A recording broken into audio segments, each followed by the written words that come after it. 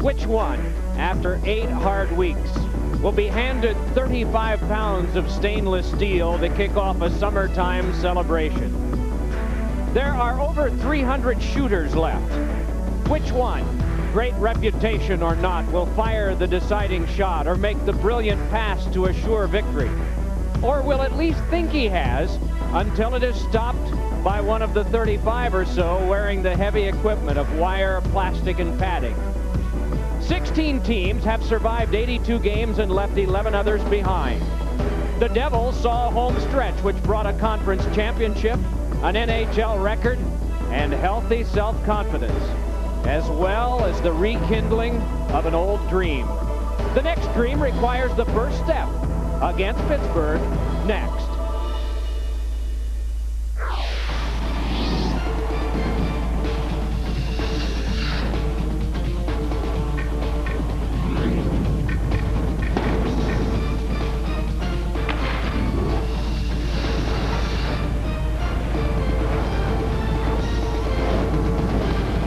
Devils fans know that the NHL playoffs are underway, and the first team to win 16 games is crowned champion.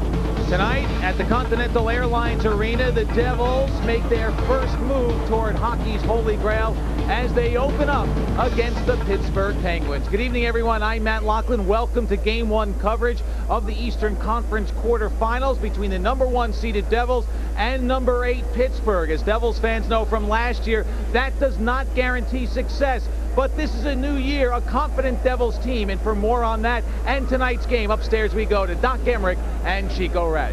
Matt, thank you very much. Good evening, everyone, and welcome to the playoffs again. And I think one of the more thrilling matchups we have tonight is one that we call attack and resistance, beginning with the best attacker in the league, Jaromir Jagr. Well, you're right, Mike. What a season has he had. And there you see, probably might win the MVP. A good choice, but you know, you hear it everywhere, Mike. If the Devils can effectively cripple the contribution of Jaromir Jagr, they will win. But if he can bust loose and create some of that world-class wonder moves that he has, the series is up for grabs. Now, what Jagr likes to do is we see there both times in the neutral zone, Mike, he wants to stay loose, get the puck just at the most opportunistic time and break through for a rush. And resistance. Well, there you see Niedermayer and Stevens. Of course, what they want to do is, with Jagr especially, they want to contain, hit, and discourage. And that's what they've done this season. First of all, look at Scott Stevens.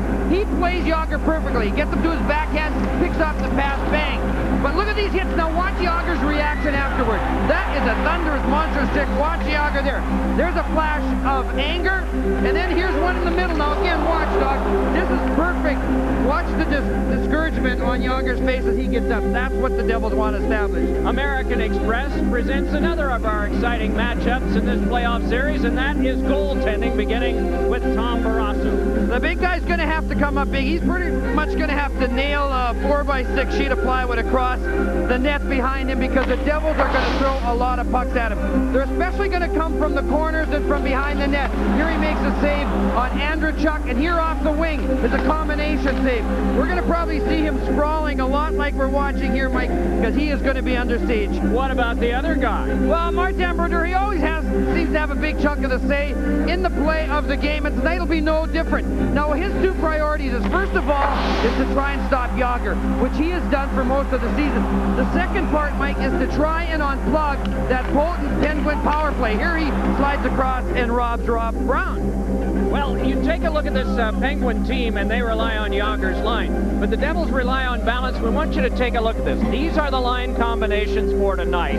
We took away shorthanded goals. We took away power play goals. And what you get is pretty good balance. 27 range up to 47 in the 4 lines put together. That is production. Everyone talks. That's the strength of the Devils. Balance and depth. And here you'll see it. Now, near the end of the season, these two guys got hot. First of all, Dave Andrechuk, he's looking for his first cup. He rips one home. And then the brightest thing that happened probably to the Devils was Bobby Holik find that scoring touch. He got 2 in that game against Philadelphia, including that winning goal in overtime. The teams are coming back on the ice for the start of Game 1. It'll be the Horns taking on the Beaks. The red and black against the black and gold, Pittsburgh, New Jersey, right after these words.